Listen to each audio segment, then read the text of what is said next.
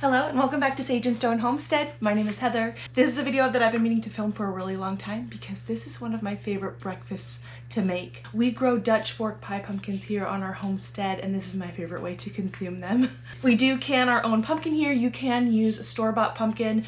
The only difference is the home canned pumpkin is a little bit thinner and looser, so you may need to add a little bit more liquid to your scone recipe to get the same consistency, but we'll go over all of that. My recipe card has seen better days. I am not sure if you're able to tell what is going on here, so I will make sure to list all of the ingredients and the method down below. First things first is I like to start with the dry ingredients. Here we have 2 1/3 cups flour. I do use a bread flour. 1/3 cup whole wheat flour. I tend to use einkorn. A rounded 1/2 cup of brown sugar. Tablespoon of baking powder. Teaspoon of salt. 2 teaspoons cinnamon. 1 teaspoon ginger.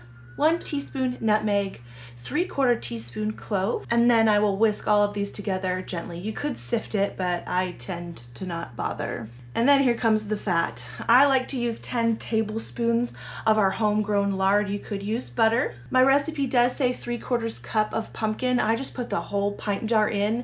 A pint is 2 cups, but I never fill my jars all the way to the tippy top. So this is probably right around 1.5 cups of pumpkin that I put in here. And then the recipe calls for 3/4 cup of sourdough discard. This is another thing that I think you could switch out if you needed to. All the sourdough discard is fermented flour and water. So to get the consistency that you need, just add a little bit more water, a little bit more flour. It really is forgiving. You know, it's kind of a miracle that I have not killed my sourdough starter this spring. I have gone sometimes 4 days before feeding it, but thankfully it seems to be strong enough where it's held up really well. I've had this same sourdough starter going for, I think, about 3 years at this point, so she's good and strong. Her name is What's-Her-Face. So this is what it looks like right now, and when I go to stir this, I prefer to use a dough whisk. You can use one like this. And I also have this guy. This one was sent to me. I actually prefer this one because it's just one single piece and you don't have all these little like nooks and crannies and places for the batter to stick in. This is a lot easier to clean.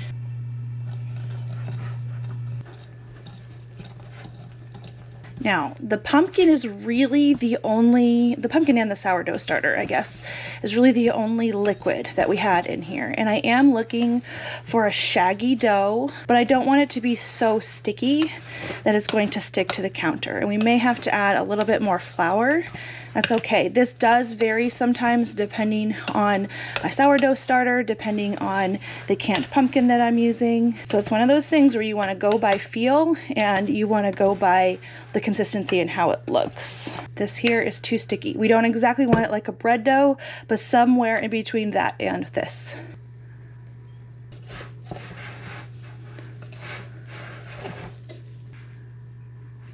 That noise that you hear in the background is my oven preheating. I have it set to 450, but I've got a lot of flour here on the counter, and at this point I am gonna retire my whisk. This is still a little bit too wet, but we're gonna work the rest of the flour in on the counter.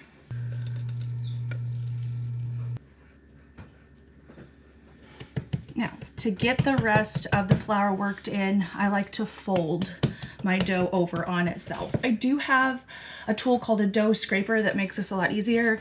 I can't find it at the present moment. That's okay, we can use our hands. Having a liberal amount of flour on the counter helps.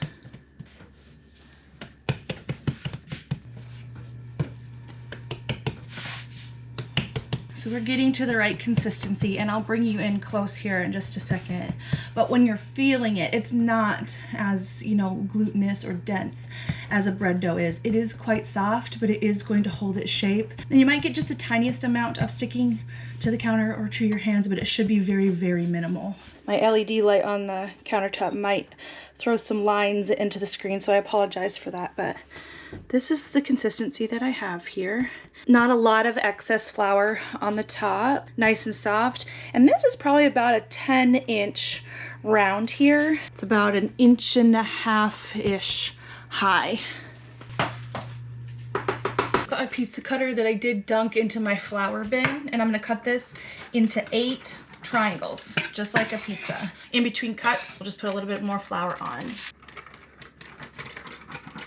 Because the dough is soft, it is going to kind of scooch around and still kind of stick to itself. That's fine. You do not want to have too much flour in your scones. It's going to taste weird. This is a very normal look at this stage. Now what I'm going to do is very gently pick up each individual triangle and set it out here on the pizza pan. So you can see they are a little bit shaggy and a little bit wet. I am getting some sticky on my hands. That's okay. Minimal sticky is fine. And these will puff up a little bit in the oven, but not a whole ton. So you can put them about 2 inches apart.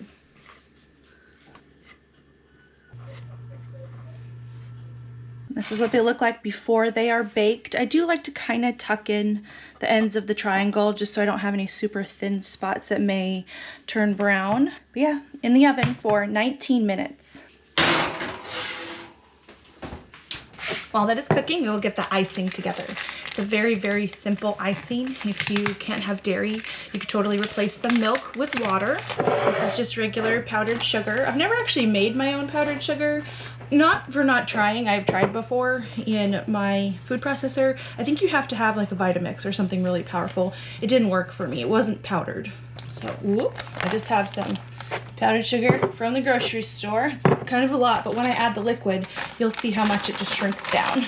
Got our lovely raw goat's milk here. And I just need a little bit. You want to start slow. You can't really take the milk out. If you pour too much in, you'll have to add more powdered sugar, but a little bit goes a very long way when making this kind of icing. That was probably a tablespoon. I will probably need more, but I'm going to start slow. Oh yeah, we're definitely going to need more. It's kind of turning into a dough. There we go. Good and drizzly. Okay, so my timer has gone off. And the way that I know the scones are done is they do get a little bit of browning on the edges. Aren't they gorgeous? And if you're not sure if your scones are done, there's really nothing worse than a scone that is doughy in the middle. You can temp them in the center. And if they are temping in between 190 and 200, that is the cooked temperature for bread, and that means that they're done. Really, these are best served warm. So I do set them out on a cooling rack just so my stone doesn't continue to cook them, but they are ready to eat right now. So I'll just pull one off here. This is what they look like on the bottom. You can see a little bit of flour, not bad. And just drizzle it on the top. Obviously you can add as much or as little icing as you like. I'm gonna go ahead and kind of open it up in the center just so you can see the texture of it. It's a lot like a cake donut if you've had those. It's a scone, you don't eat these. Okay.